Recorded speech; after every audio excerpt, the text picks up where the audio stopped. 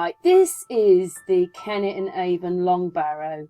What Maria said was that this one had stones at the beginning, but the Long Barrow that we're going to visit had wooden entrance. This one has a stone entrance, but I'll just show you a couple of more pictures of this Long Barrow to show you what we're walking on in a minute. But this Long Barrow has caved in rather a lot. But anyway, there's some pictures inside it. There it is there, but I'm going to show you another one. Right, so this is the Kennet and Avon Long Barrow.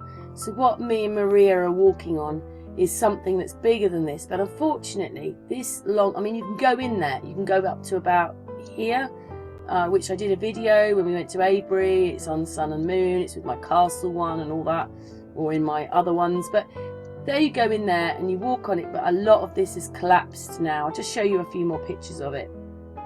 There you are, there's this one, but unfortunately it's all caved in down here now. And I said the one that we're standing on, which she's saying this is elongated headed people, is much bigger than this one. Right, so what it was is I was just showing you Kennet and Avon Long Barrow, which is here, and then about half a mile away is Silbury Hill, and then a couple of miles in the distance is Avebury, which I'll show you. So there's the pyramid, there's the Long Barrow. So the pyramid was done by one people, the Long Barrow was done with another, and I think according to Maria that the stone circle was, well, I'm not sure, that's a round circle, isn't it? But these things are all different ages. Anyway, I'll just show you a couple of pictures of Avebury. As I said, behind Silbury Hill, a couple of miles away, is Avebury with all these stones. And originally I thought this was a moat up here, this was a moat, and maybe that's what Silbury Hill was, the earth from the moat, but it isn't. That's an electrical arcing, and then they put the stones on this energy in electrical arcing. You can find them all over the world. I wanted to do this as a picture, but just to show you that you walk up to the Long Barrow. There's the Long Barrow, West Kennet and Avon Long Barrow, just here. There's Silbury Hill. Silbury Hill.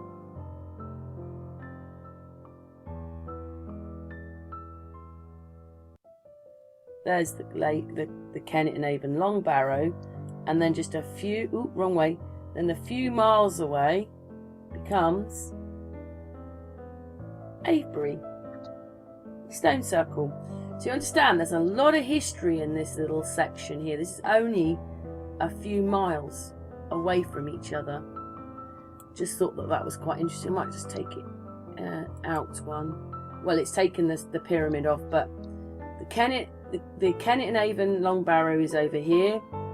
Silbury Hill is here, and there is Avebury. Anyway, on to the next bit. So let's take this off. This Long Barrow that we, oh my god, I've got to start. Just to show you that it's very important. Oh, I know why. Let's start again. I want to show you a little bit of history. Potturn is where those old houses are that you're going to see in the video, and somewhere in here is the Long Barrow that we're going to. But just to show you a few things, there's Bath, and we all know the Roman baths are there. You've got this here. Marlborough, where I drove to, is here. And then, just to show you across here, there's Stonehenge. The Long Barrow's here. This is all in Wiltshire, and then you go over to Berkshire, which is over here. I just wanted to show you, even though it's a little bit of distance, look, there's Highclere Castle. Highclere Castle was, they used Highclere Castle to make Downton Abbey. And then I live, where is it? Hungerford, so we're on a bit. There's Newbury, Thatcham, that's where I live. So there's Highclere Castle. We drove over here, but we did drive quite a long way. There's Stonehenge. Marlborough, there's a pyramid at Marlborough. It's called Merlin's Mound. I didn't take a picture of it today, and they've cut a lot of the trees back. There's Avebury with the stone circle, and then Silbury Hill would be about there. So look at all that history in that bit there. Anyway, on to the Long Barrow that we're visiting today. Yeah, this is who I met today. I've had a few hangouts with Maria Wheatley. But today I met her. She is an archaeologist. She also is a dowser. The dowsing has been in her family, and she discovered in the UK a while ago that there was elongated skulls, just like Brian Forrester did in South America, and they're in the UK. So she's written a book about it. That's her book. She's made games that you can buy. She's written books which you can buy. She goes on talks and tours. Yeah, and obviously she's going to be doing a tour with Brian Forrester, or she was. There you go. Esoteric. Can't say the word. Esoteric. Anyway, these are some of. This is a little bit about her. So these are the elongated headed people. They looked like this. They were different to us. They look very Middle Eastern as far as I can see. But anyway, that's some pictures of them. I'm not sure if this is the same long barrow that we went to, but it had trees at one end and trees at the other, and it looked like this, but it was a very big long barrow. It's not going to look the same as that, because obviously we're walking on the top of it, and there's a lot of flowers and there's lots of leaves on the trees which aren't here, but this is what it looks like. The heading for this is The Elongated Skulls of Stonehenge and a Forgotten Goddess Cult. Well, it was an elongated queen that was buried there. Anyway, sorry, let's get on with the video. Hey, I'm with Maria Wheatley and what's the other person's name again? Busty. And we're on the way to, where are we going, Maria? We're going to the largest long barrow in northwest Europe. It's on military land, so hopefully we're going to have access today. Because if there's a red flag flying on the military Salisbury plain, then we have no go. And it's absolutely huge. So if you imagine a really long earthwork, around about 390 feet long, that originally had a chamber area on the inside. And what I discovered in the actual long barrow was an elongated skulled woman. She must have been prestigious, a queen or a high priestess, because normally in a long barrow it's a communal burial where you would have, for example, 40 people, 50 people, sometimes 100 people buried their deposits. This was just for her, and it's repressed history because it wasn't blocked really from the public, and you found it, didn't you? Absolutely. I unearthed it, found out that she had an elongated skull. This is holy history, a history that has been denied us through the powers that be, but this is what we're uncovering today. We're going to go to her long barrow, and originally when I discovered the elongated skulled people of Stonehenge and elsewhere, around about 4 or 5 years ago now, you could have free access to the long barrow as long as the red flag isn't flying like I described earlier. But just recently access to the long barrow has been denied by the military. They've put up a sign saying no entry, slip hazard, and that is a nonsense because there's a huge tourist long barrow near Avebury called the West Kennet Long Barrow. It's much smaller than the one we're going to, but numerous tourists stand on West Kennet Long Barrow. And it's destroying it as well, isn't it? It does cause an erosion issue, but not only have they denied access to this barrow where there isn't an erosion issue, incidentally, they've put a big meshing around. Now, when you put a meshing around earth energies, for example, it acts like a Faraday cage, and it's like encasing it, energetically speaking. Right, so they're cutting the energy out then? Yes, they're blocking it. That's correct. And another place I noticed this was at the Serapeum near Saqqara in ancient Egypt, where they were putting these massive coffins like for giants, and some people say they're for high technology, other people say they were for the Nephilim. Theories abound, but some of these so-called granite coffins weigh up to 100 tons, and now they're being put in Faraday cages. So what's going on there? Energy being blocked, and this is just the time when we need that earth energy in times of crisis like we're being purported to live in today. Also, some of us can feel it. Maybe other people can't feel it, but you feel it, don't you? Yes, I can feel it, and I can douse it with a dowsing rod as well. We can find out the power places by using a dowsing rod. But the energy is so strong, you can feel it within your hands. It's like sometimes it's a tingle, it going hot or it going cold. So there's many different ways to interact with earth energy.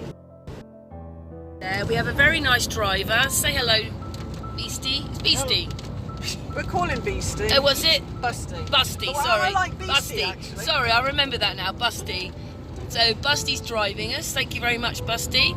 And with Maria, I first came across Maria on a video when she's actually dousing the stones at Silbury Hill, and there was all these different levels in them, and I was like, what?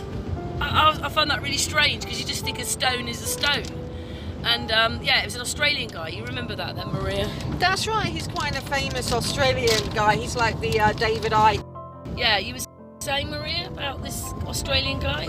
Yeah, I was taking him around Avebury, and one thing that I discovered many years ago with electromagnetic sensing equipment used by Rodney Hale, who's helped out numerous earth energy authors, such as myself. And what I wanted to do was douse these energy bands. There's 5 above ground and 2 below. They're like chakras in stone terms, and they give off different electromagnetic frequencies at particular points. Yeah, that's what. Yeah, that's what I saw in your video. That's right, and that's using the electromagnetic sensing equipment. We got the different frequencies of those energies, so it's undeniable. You've got the equipment. Stones give off electromagnetic energy, and they beam it from one stone to another, to another, to another, to another. So that is Wi-Fi. No wires there, but they're communicating on an electromagnetic level. It is truly an amazing thing to experience at places like Avebury and Stonehenge. But we're going to have to park up now because we're here. Right on the edge of the Salisbury No Plain. flags up. No flags. So Good day to come then, it's Maria. a good day to come. That's out of bounds there. That's military presence over there. But we're going to be walking to the largest long barrow in northwest Europe that housed an elongated queen or high priestess. Ooh.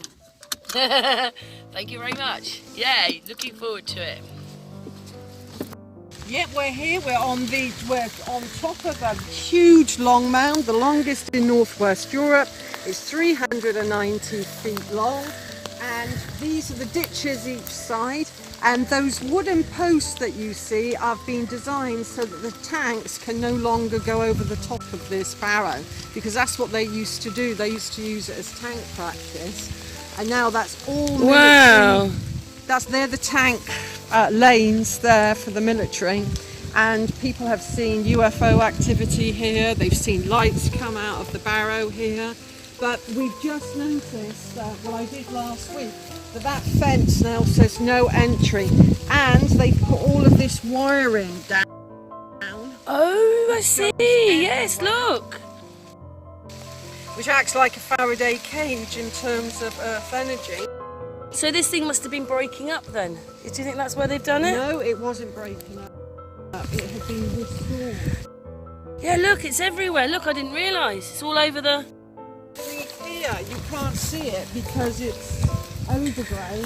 You're walking on top of the wire meshing, and it kind of raises up here. Oh my God, it's really long. Whoa, biggest in Europe.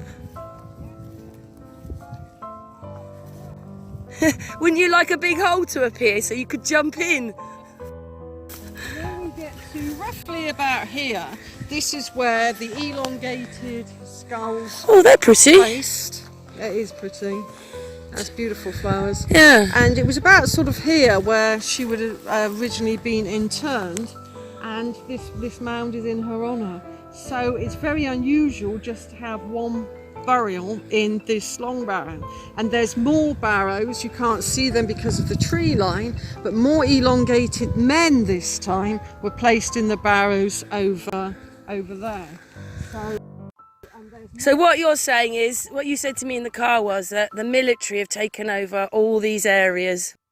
That's correct. The military, I mean, you only have to look now. That's all no-go area of military, and all over here, heading in that direction, that's all no-go military. You just have one road that you can access through there, and they can turn this off at any time, so it becomes no-go for civilians. And all of these kind of signs down there will tell you no entry, no entry, no entry. Right.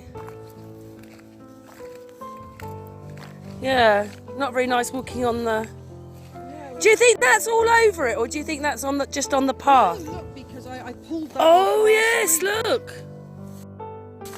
It's over there. Oh, yeah, God. I pulled it off in places to see how far it goes down, and in effect it goes, look, it goes down much longer, Yes. all the way to the bottom of the mound. So around this, so this is a gully. This is a gully going the ditch, and that's a ditch down there. And that's where they got the material to build this. Originally, this would have been gleaming chalk white amid a lush green landscape, a bit like finishing off of the pyramids in limestone. So it would have been beautiful, absolutely stunning. But what they've done here is absolutely Weird.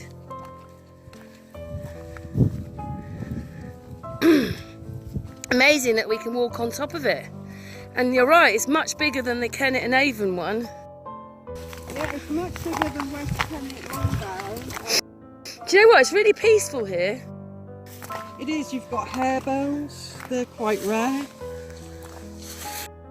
What, those white flowers? No, this is called a harebell. It's very delicate, and it's quite a rare form of flower.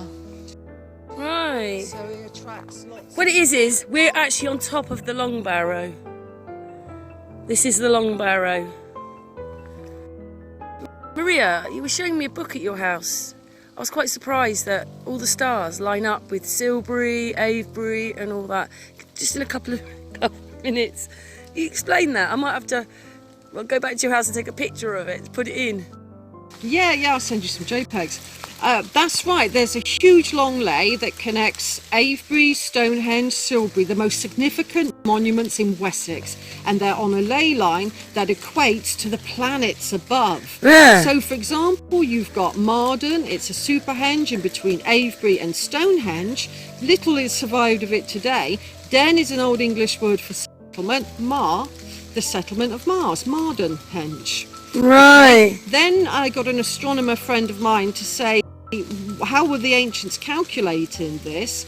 And he discovered that it's the mean distance of using Silbury for Earth, calculating every single one of those planets are in the heavens above. Using the same system as the ancients did, I could find Uranus, Neptune and Pluto.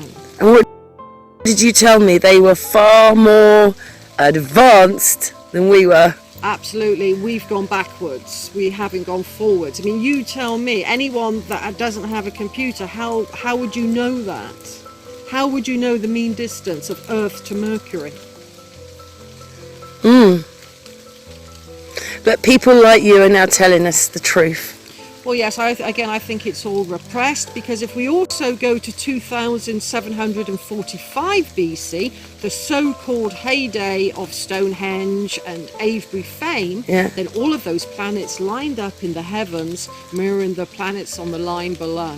So that was their activation day, or if their monuments are much older, then it was a reactivation day. But they knew when that planetary alignment... Yeah, you were saying, Maria, about her being murdered?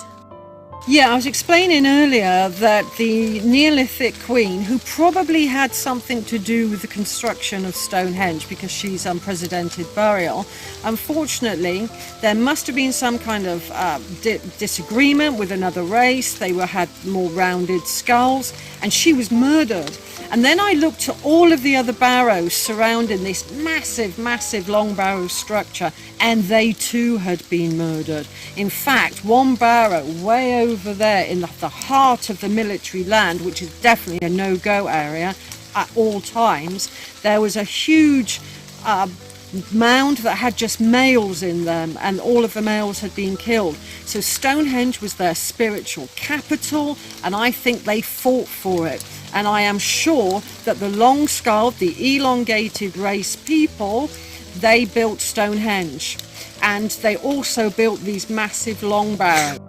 Well, no one would understand that this was a long barrow. They'd think it was something to do with the military, wouldn't you? It's just a mound to a lot of people. That's right. So it's a bit. You have to know what you're looking for in terms of ancient monuments. So how old do you think this mound is? This mound, Orthodox dating, is 3,800. Very round skulls, and they started to build rounder stone circle monuments. And which ones are those then?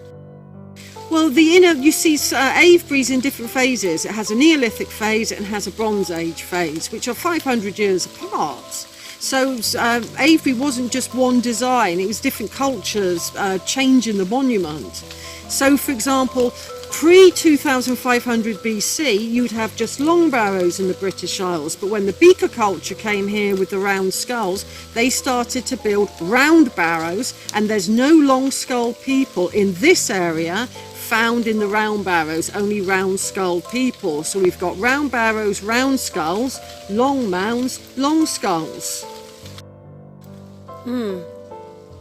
Great. I'm glad that you're telling us this. But honestly, this is enormous. Do you think that the Kennet and Avon barrow looked a bit more like this? Oh, it would have done, because that was restored in the 1950s by Stuart Piggott and Professor Richard Atkinson. And so they made it, the West Kennet long barrow also had megalithic chambers. This had timber chambers. So it was a different style. How did you find all this stuff out about it then? Well, it's looking into the archaeological model. It's looking to who has written about it in times like 1666 by antiquarians like John Aubrey. Then in the 1720s, the Reverend William Stukely recorded a lot about the monuments here. So we piece together, like a sleuth, what's going on in the history timeline. Right. Well done, Maria. Yeah, no, it's... This is Maria's find. Yep, so, yeah, that's right. I mean, I discovered that the Stonehenge people had long skulls, and that's repressed. And we need to emphasise that we are not being fed the truth most of the time. No. And that there is a lot going on that needs to be rediscovered. Yeah. By people like you. Yeah, so we're now on top of the Barrow again, and we can see a really good view. On a clear day, you could see for miles on this Barrow, but it's such a dark day that... It's okay, I feel really good up here though. It is, it's nice. Maybe when we go down there, we'll just see if we can just see the Barrow a little bit from a distance to show people it is a Barrow. Because to them, we're just on and, you know, they can't see it's a Barrow, can they? Oh, golly. Now I'm going through all the, excuse me, all the thorns. Whew. But you can see that people have walked on here because there's a footpath across the top. These people wouldn't have known what they were walking on. Like we said earlier, these are the huge deep ditches, so they would have been like a big V. It would have looked very contemporary, this Barrow. And without the trees, and we now know that there wasn't that many trees on the Salisbury Plain. Oh yeah, it's really weird. The trees are at the end of the Barrow, and they're at the end of the Barrow. Same as at Avebury, to try and disguise it. And you see that more in the Avebury environs. And yeah, this is about sort of 390 feet long. How many feet? 390 feet long, and it originally was up to probably much, much higher because, you know, it's been slipped. It's called erosion, and it's had erosion slippage, so it would have been high enough 5,500 years ago. Place called again? Potter. Potham. Got some nice wooden buildings. I mean, they are nice, aren't they? Yeah. Is there any more? No, No. Oh, they're amazing. It is. They're well known.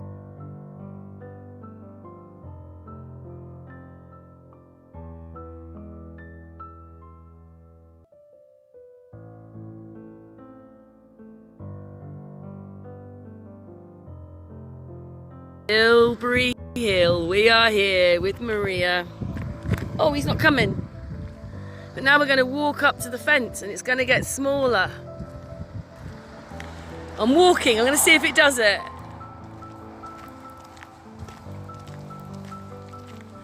And do you notice when we were driving in and I said, cool, doesn't it look flat? But now we're here, the top of it, it doesn't look that small, that flat at the top. And it's about 98 feet round. So that's the size of Stonehenge on the top. Well, Stonehenge is 108 feet diameter. That's quite big. It's a beautiful kite up there. Yeah. But again, the notice board is completely incorrect because originally Silbury had a huge moat around it, so it was full of water, and it would have had quite. Silbury Hill. I love Silbury Hill. Yeah, and that would have been the way to go across the moat to get to. Yeah, I noticed those. There's almost like electrical. That's like a positive and a negative into it. Well, that's how you would have entered Silbury Hill, because this would have all been a lake. This would have been a moat. Yeah. Water. Which they needed. And it would have. And the steps are there, aren't they? Like into it, are there, Well, aren't they? Originally, it was a spiral path. They've LiDAR'd that, and it would have been a spiral round it. And it's set beneath yin water that has 7-coiled spiral shape that a water diviner can get. Well, an esoteric water diviner, and it had 7 coils going around in a spiral path. And if you have a look over on that hill there, you can see that lighter patch of grass. Can you? Yeah. And that's Wading Hill. That's the quarry from where they got the white chalk to finish it off. They got from there. Well, they took it off of there, but it doesn't. Yeah. It doesn't look like there's anything missing. Oh yeah, that's how it goes. A quarry, because don't forget that's thousands and thousands of years old. So we've left Silbury Hill, and I went back to Maria's house, and she showed me this picture. Now this picture was in the 1950s, and what it is right next to Silbury Hill was a garage. Look, with 3 kind of like Humber cars. Look at this garage, right probably up to the fence. It doesn't look like that now, but what a great picture that is. They took away the garages because they wanted to make it into a, what do you call it, a heritage site. But anyway, that's what Silbury Hill used to look like, with a garage. In fact, she told me there was 2 garages there. Right, well, I finished my lovely day with Maria. I'm going to put a few pictures of us together at the end, but the house you're looking at is a house I used to live in the 90s.